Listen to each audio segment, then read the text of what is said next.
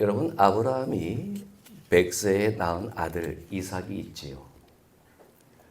그 100세가 될 때까지 75세에 하나님의 음성을 듣고 전혀 낯선 땅, 한 번도 가보지 못했던 땅, 그리고 잘 알지도 못했던 가나안 땅을 향해서 걸어가 이제 나름대로 그곳에 정착해서 살고 있던 아브라함. 25년이 지났음에도 약속한 아들 하나 얻지 못하게 되었을 때 이 아브라함의 심정은 어떠했을까요? 늘상 그에게 흔들릴 때마다 들렸던 하나님의 음성은 똑같은 음성이었어요. 그를 하란 땅에서 불러냈을 때나, 그리고 야, 내 나이가 지금 몇 살이 되었는데도 아들 하나 없어, 그런 마음을 들어가지고 이런저런 고민을 할 때나 하나님의 음성은 똑같았어요. 내가 너의 후손을 바닷가의 모래알 같이 많게 할 거야. 내가 너의 후손을 하늘의 별과 같이 많게 해줄 거야. 25년 동안이나 아들 하나도 없는데, 물론 그 사이에 하갈을 통해서 낳은 이스마엘이 있긴 하지만 하나님이 약속한 그 아들을 사라의 몸을 통해서 25년 동안 얻지 못했던 이 아브라함의 심정은 그 약속을 들을 때마다 어떤 심정이었을까요? 우여곡절 끝에 100세에 겨우 아들 하나를 얻게 됩니다. 여러분, 그 100세에 얻은 그 아들 이삭, 여러분들 같으면 어떤 심정으로, 어떤 눈빛으로 그 아들 이삭을 쳐다보며 키웠을까요? 이미 다 키운 지 오래되셔가지고 안 느껴지시죠? 행여나 다칠까봐, 행여나 길을 걸어가다가 돌뿌리에 걸려 넘어질까봐, 행여나 양을 치다가 나쁜 짐승들이 다가와서 우리 아들 할퀴기라도 할까봐. 어쩌면 이삭에게 설거지 하나, 양을 치는 일 하나 시키지 않고 금지옥엽처럼 키웠을지 몰라요. 한 해 한 해 그 아들의 키가 자라가고 한 해 한 해 그 아들의 모습이 멋있어져감을 보면서 야, 이제 하나님이 이 이삭을 통해서 그렇게 하신 약속이 이제 펼쳐지겠구나. 그런 기대를 가지고 하루하루를 이삭과 사라는 벅찬 감격 속에서 살아가고 있었을지 몰라요. 그런데 그때 이제 어느덧 장가를 보내려고 생각하고 있던 그때에 하나님이 아브라함에게 뭐라고 하는지 아세요? 여러분 잘 아시는 얘기잖아요. 네 아들 이삭을, 네 아들이라고도 안 해요. 네 독자 이삭을 이라고 표현해요. 알아요. 하나님도 그 아들이 아브라함에게 어떤 존재인지. 독자는 하나밖에 없는 아들이라는 뜻도 있지만 가장 소중한 아들이라는 뜻이거든요. 아브라함에게 이삭이 어떤 존재인지 하나님은 알아요. 그런데 하나님이 아브라함에게 하시는 말씀 뭐예요? 네 아들 독자 이삭을 내게 바치라. 우리끼리 말로 미치고 팔짝 뛸 일 아닙니까? 그런데 또 아버지라고 하는 이 아브라함 보세요. 독자 이삭을 데리고 모리아 산으로 가요. 그 아들을 바치겠다는 거잖아요. 수십 일 걸려서 모리아 산에 올라갔을 거예요. 점점 모리아 산이 다가와서 이제 자신의 아들과 생이별할 수밖에 없는, 아니 그것도 자신의 손으로, 자신의 손에 들려진 칼로 그 아들의 사지를 다 잘라버리고 그 자신의 아들의 배를 갈라서 내장을 다 끄집어내고 피를 뿌리고 그 아들의 시신조차도 불에 태워버려야 되는 제사를 드려야 되는 게 아버지의 잔인한 운명이란 말이에요. 그런데 아브라함은 가요. 그리고 그 아들을 제단에 묶어요. 그리고 마지막 한마디의 인사도 없이 그냥 칼을 들어요. 그때서야 하나님의 음성이 들리네요. 네 아들 내가 너에게 준 네 아들에게 칼을 대지 말라. 그리고 그 제단에 바쳐질 제물을 준비하신 하나님 여호와 이레가 등장을 하지요. 여러분, 이게 제사예요. 여러분, 제사의 가장 기본적인 의미가 뭘까요? 아니, 레위기서에서 그토록 시내산에 모여서 아직 가나안 땅에 들어가려면 수십 년이나 남은 그 길에 있는 이스라엘 백성에게 왜 하나님은 레위기서 전체를 통해서 급하지도 않은 성소를 만들게 하고 급하지도 않은 제사에 대해서 이런저런 법들을 규정하셨을까? 왜 그 광야 같은 곳에서 아무것도 없는 곳에서 송아지를, 양을, 염소를, 비둘기를, 곡식가루를, 기름을 하나님 앞에 태워드리든 어떻게 드리든 간에 무엇인가를 드려야 할 제사를 명령하셨을까? 그 이유는 딱 하나예요. 네 것이 내 것임을 고백하라는 거예요. 제사의 가장 기본 정신은 뭐냐면요, 내 것이 아닙니다. 하나님의 것입니다. 이것이 고백되어지는 것이 제사의 기본이에요. 원래 싫으세요? 그게 제사라니까요. 내 것이 내 것이라고 생각하면은 아브라함은 이삭을 바칠 수가 없어요. 어떻게 보면 가장 극단적인 예일 수도 있어요. 하나님이 참 얄궂은 게 뭔지 아세요?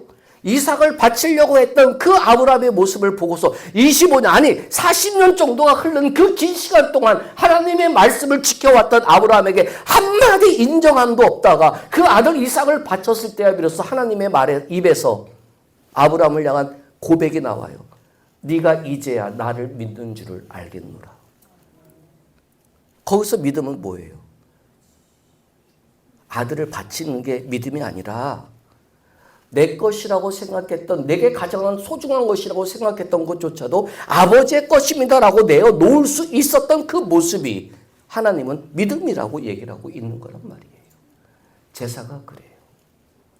가나안 땅에 들어가서 수없이 많은 수확물을 얻었을 때 그 중에 하나를 드릴 수 있는 것은 누구나 드릴 수 있어요.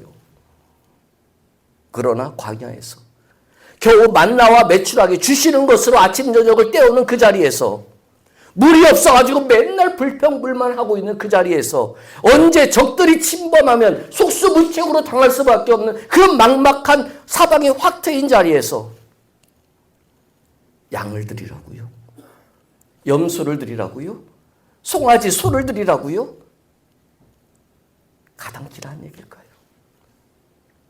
좀 가나안 땅에 들어가서 합시다 얘기할 수 있잖아요. 그런데 하나님은요, 그 광야에서 굳이 이 제사를 요구를 하세요. 이 제사의 법을 세우세요. 그 이유는 하나예요. 내가 주겠다는 거잖아요. 내가 제사를 드릴 수 있는 걸 너한테 줄 테니까 아브라함에게 여호와 이레로 주신 것처럼 그건 네 것이 아니야. 내 것으로 내게 바쳐야 돼. 이것이 제사의 기본 아닙니까? 기분이 안 좋으셔도 이걸 아멘 하셔야지요.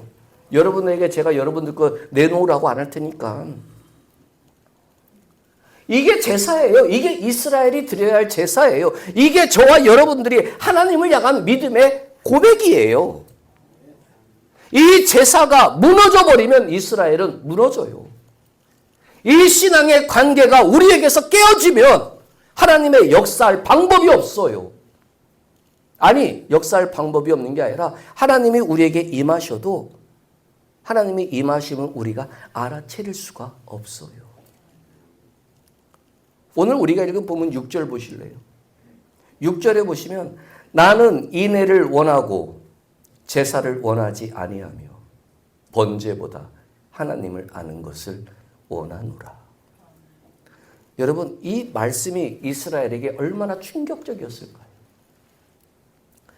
이스라엘이 아무리 타락해도 얘네들은 제사를 멈추어 본 적이 없어요. 이스라엘이 아무리 바알 신을 섬기고 아세라 신을 섬기고 여러 가지 신들을 섬겨도요, 얘네들은 주님이 정하신 그 날, 주님이 정하신 세 가지의 절기에는요, 꼬박꼬박 예루살렘에 가서 하나님이 명령하신 제물을 드렸어요. 제사를 멈춰본 적이 없다니까요. 그런데 주님은 뭐라고 그래요? 나는 너희들의 제사를 원치 않는다고요. 왜요? 제사의 기본이 없으니까. 내 것이 하나님의 것입니다 라고 드리는 이 제사의 기본 정신이 없으니까. 오늘 6절에서는요, 짧지만 제사의 기본 정신이 무엇인가를 얘기를 하고 있어요. 첫 번째가 뭐예요? 나는 인애를 원하고. 여기서 인애는 헤세드, 사랑, 긍휼로 번역이 돼요. 우리 그냥 통속적으로 얘기를 할 때 사랑이라고 얘기를 합시다. 하나님이 저와 여러분들에게 구하는 것은 멋진 재물을 구하는 것이 아니라 뭘 원하신다고요? 우리가 아버지 하나님을 향한 사랑의 마음을 원하신다고요. 주님이 여러분들을 사랑하신다는 걸 믿으십니까? 여러분들은 주님을 사랑하십니까? 이렇게 더 커지시면 제가 할 말이 없는데. 저와 여러분들의 주님을 향한 사랑의 마음이 주님을 향한 제사의 시작임을 얘기를 하고 있는 거예요. 제가 언젠가도 한번 설교했지만 우리 다시 한번 생각해 봅시다. 출애굽의 역사 속에 구름기둥, 불기둥, 홍해의 역사, 만나와 메추라기의 역사, 아말렉과의 전쟁에서의 승리의 역사, 그리고 가나안 땅의 점령의 역사, 그리고 여러 왕들 속에서도 바벨론과 여러 가지 나라들의 멸망되면서도 회복되는 역사, 이 모든 역사의 기적 속에, 이 모든 역사의 능력 속에서 하나님이 이스라엘에게 주고자 하는 메시지는 뭐였을까요? 제 질문이 어려우면 질문 바꿔볼게요. 왜 하나님은 이스라엘에게 이런 기적을 일으켰을까요? 사랑하니까. 원래 안 믿으시네? 사랑하니까. 여러분들의 자녀들 생각해 보세요. 사랑할 자격이 있어서 사랑하십니까?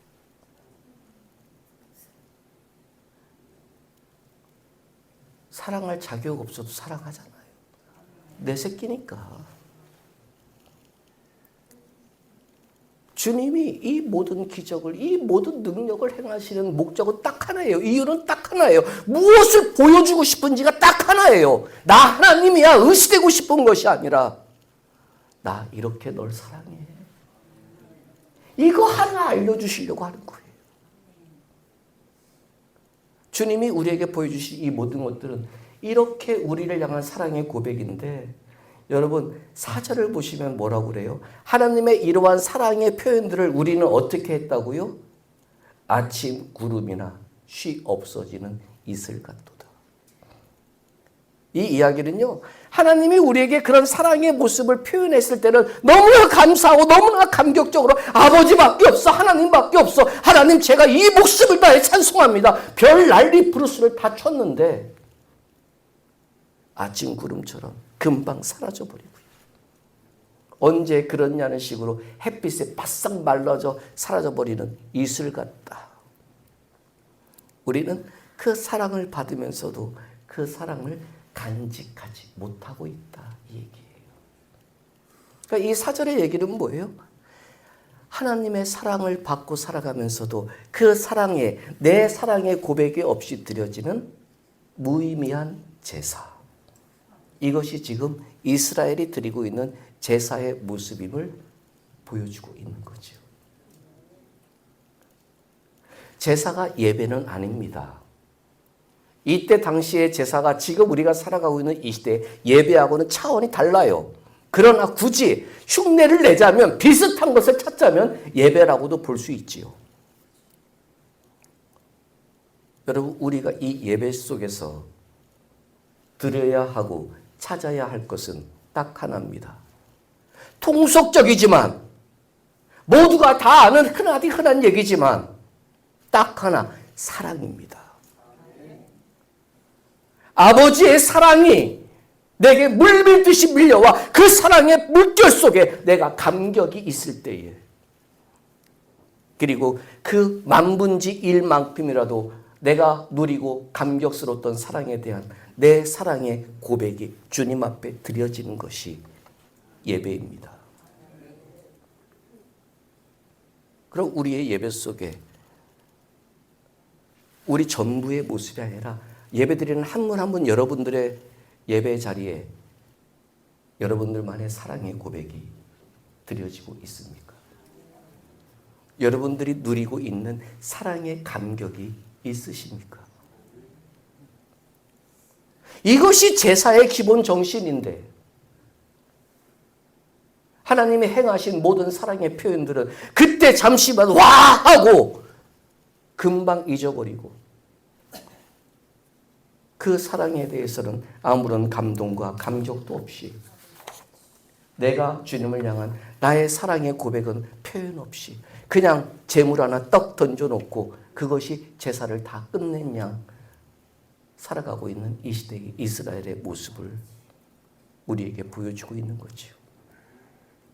바로 주님은 인애를 원하는 제사, 인애가 있는 제사, 사랑이 있는 제사, 사랑이 주어지고 사랑이 고백되어지는 이 사랑의 주고받음이 나타나는 그 제사를 주님은 원하시고 계심을 6절에서 얘기를 하고 있는 겁니다. 그러면서 또 하나 제사의 모습을 6절에서는 뭐라 그래요? 하나님을 아는 것을 원하노라. 여러분, 여기서 하나님을 안다라는 것은 경험하다라는 뜻입니다. 이 경험하다라는 것은요, 속된 말로 표현하면은 몸을 부대끼다라는 뜻입니다. 단어 자체가 그래요. 내가 누군가를 안다라는 것은요, 그 사람하고 함께 경험하고 함께 밥을 먹고 함께 살을 부대끼며 살아보는 것을 의미하는 거예요. 그래서 여러분, 부부의 사이를 아는 사이라고 얘기를 해요. 성경에서 안다라는 얘기가 표현되는 것은 야다라는 단어는 뭐냐면요, 부부관계를 얘기를 해요. 부부관계를. 그러니까 여러분, 성경에서 안다라고 유일하게 쓰여질 수 있는 관계는 뭐예요? 부부관계예요. 부부관계는 볼 거 못 볼 거 다 보잖아요. 왜 전혀 안 그런 척 그러시죠? 아직까지도 옷매무새를 단장하고 색동 저고리 입고 사십니까? 바로 여기서 하나님을 아는 것을 원한다는 것은요, 하나님의 모든 것을 경험해서 안다라는 뜻이에요. 무엇이 하나님의 것인지 무엇이 하나님의 것이 아닌지를 안다라는 것을 분별한다는 것이에요. 나눌 수 있다는 것이에요. 그래야 하나님께 제사가 가능해요. 여러분, 이 6절의 짧은 말씀을 통해서 저와 여러분들에게 던져주고 있는 질문은 딱 하나예요. 지금 저와 여러분들이 드리고 있는 예배가 내가 드리는 예배인지 하나님이 받으실 만한 예배인지를 묻고 있는 거예요. 아니, 내가 원하는 예배를 드리고 있는지 아니면 하나님이 원하는 예배를 드리고 있는지 우리에게 묻고 있는 질문이란 말이에요. 하나님의 백성인 이스라엘이, 그리고 하나님께서 당신의 자녀임을 매번 확인시켜 주시고 당신의 사랑을 매번 확인시켜 주시는 그 제사가 하나님 당신이 못 받겠다고 하시는 거예요. 아니, 하나님 당신이 그 제사를 원치 않는다고 하시는 거예요. 이거 심각한 문제 아니에요. 우리가 하나님께 영광이 된다고 생각해서 드리고 있는 이 예배가, 우리가 하나님께 기쁨을 드리기 위해서 드리고 있다고 하는 이 예배가, 하나님이 너희들이 드리는 예배 원하지 않아 이렇게 말씀하신다면 우리 어떡하실래요? 예배의 기본 정신이 있어야죠. 예배의 기본이 살아있어야죠. 한 주간 우리 얻어맞고 살 수 있습니다. 한 주간 우리 갈기갈기 찢길 수 있습니다. 6장 1절에서 3절까지 뭐라고 그래요? 찢겼느냐 상했느냐 내게 와. 내가 그러면 도로 낮게 주고 내가 도로 싸며 줄게 얘기를 하고 있잖아요. 여호와께로 돌아와. 그럼 내가 낫게 해줄게 얘기를 하고 있잖아요. 그 사랑이 내게 확인되어졌다면 우리가 드리는 예배는 지금의 우리의 예배와는 다를 거예요. 나를 싸매어 주신 예수가 만나졌습니까? 나를 낫게 해주신 예수가 만나졌습니까? 내가 갈기갈기 찢긴 채로 왔어도 주님은 아무런 이유 없이 그냥 안아주시고 싸매어 주시고 꼬매어 주시고 낫게 해주시는 그 주님의 손길이 나를 만져주심에 대한 감격이 우리에게 있습니까? 우린 찢긴 것만 생각하잖아요. 우린 얻어맞은 것만 생각하잖아요. 이미 우리를 다 낫게 해주신 주님에 대한 사랑의 감격은 없이 그냥 얻어 터지고 찢긴 것만 가지고 와서 주님 나 이렇게 왔어요. 여러분 그건 예배가 아니잖아요. 하소연이지요. 내가 찢겼어도 내가 얻어 맞았어도 내가 헐 벗었어도 아버지가 오라고 하시잖아요.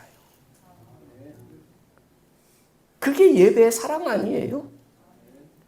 우리가 이 예배 자리에 와서 누릴 수 있는 것은 뭐밖에 없어요? 아버지의 사랑하심밖에 없잖아요.